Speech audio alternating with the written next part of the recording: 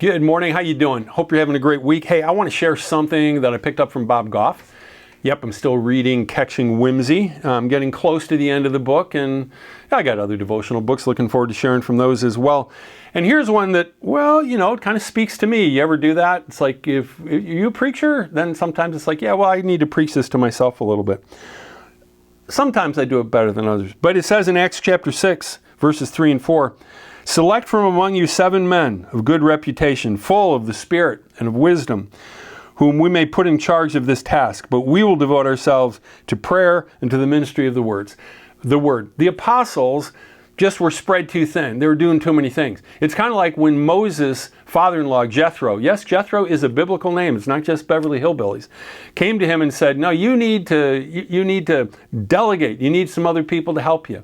And I think we're always trying to do that here at West Hills, but sometimes we can do a better job. Well, Bob Goff tells a story about an airport that I know very well, that I've probably gone in and out of around 30 times. It's in San Diego.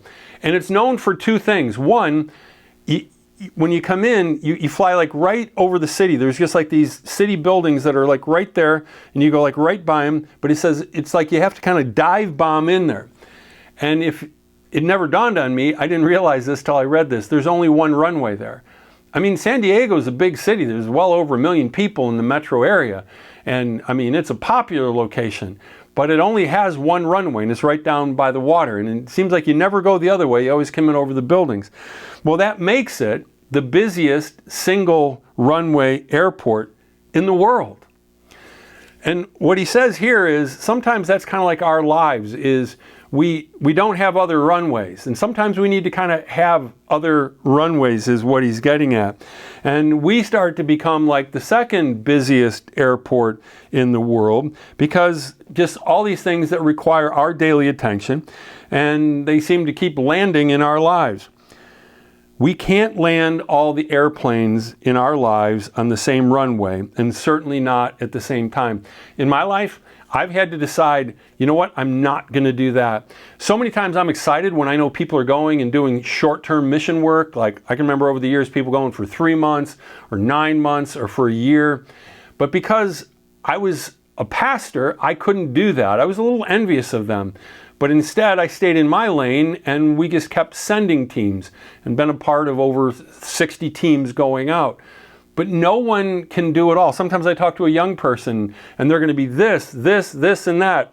And I'm thinking, choose maybe 2 of those things, and maybe you can do that well. Bob Goff says, this idea where you just try to do everything, you try to get everything in, yeah, that's the making for a bad motion picture. It's also the making of a bad sermon.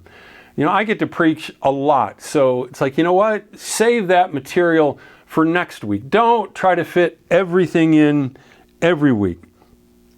But I think we need to do the same thing in a lot of areas of life, of try to duplicate or get other people in. And that's what the early church was doing. Hey, if we're going to grow, we need to delegate some of these things.